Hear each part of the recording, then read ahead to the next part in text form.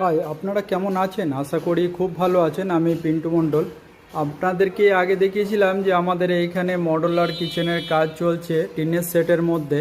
তো আমাদের এখন ম্যাক্সিমাম কাজ এখানে হয়ে গেছে। এইখানে পার্টিশনের মধ্যে শুধু একটু আপনার ডিজাইনের কাজটুকু বাকি আছে। এদিকে আমাদের সিলিংয়ে যা যা করণীয় ছিল সেগুলো সব কিছু হয়ে গেছে। এদিকে আপনার লোহার যে গার্ডগুলো দেওয়া ছিল সেই গার্ডগুলো আমাদের সম্পূর্ণ সব কমপ্লিট হয়ে গেছে। আর আজকে আমাদের এইখানে সামান্য একটু কাজ রয়েছে বাস্কেট লাগানো। বাস্কেটের কাজটা হয়ে গেলে পরে আমাদের কাজটা সম্পূর্ণ হয়ে যায়, তাহলে আমাদের এইখানে ল্যামিনেটের কাজটা করতে পারবো। এই কাজটা আমাদের করতে আজ পর্যন্ত সময় লাগলো 14 দিন।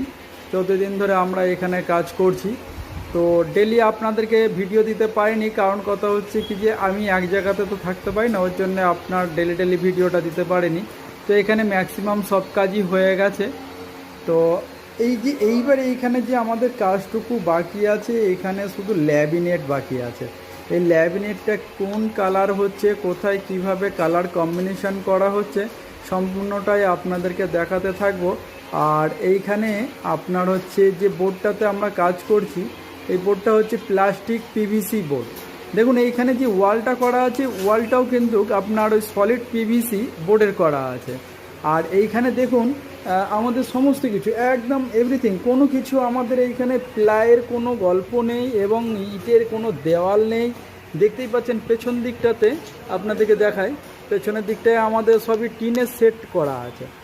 লোহার টেক্সচার করে টিনের সেট করে সবই আমাদের আপনার হচ্ছে কি যে প্লাস্টিক পিভিসি বোর্ডের সমস্ত কিছু করা এখানে। এটা যদি পাকাপোক্ত এবং শক্ত হার্ডি যদি না হতো তাহলে পর 100% এইভাবে করা সম্ভব ছিল না। তো এইখানে এইভাবে করাটা সম্ভব এই কারণেই হয়েছে। আপনার দেখুন আমাদের এইখানে যে বাস্কেট লাগানো হয়েছে কি না, এই বাস্কেট দেখুন পিওর স্টিলের। এটা 304-এর বাস্কেট আছে। 304-এর বাস্কেট একদম অরিজিনাল 304-এর যে বাস্কেট হয় সেই বাস্কেট পিওর স্টিলে সেইগুলো করে দেওয়া হয়েছে। আর এইখানে একটা বোতল পোলাও দেওয়া আছে, এটাও আপনার হচ্ছে পিওর স্টিলের।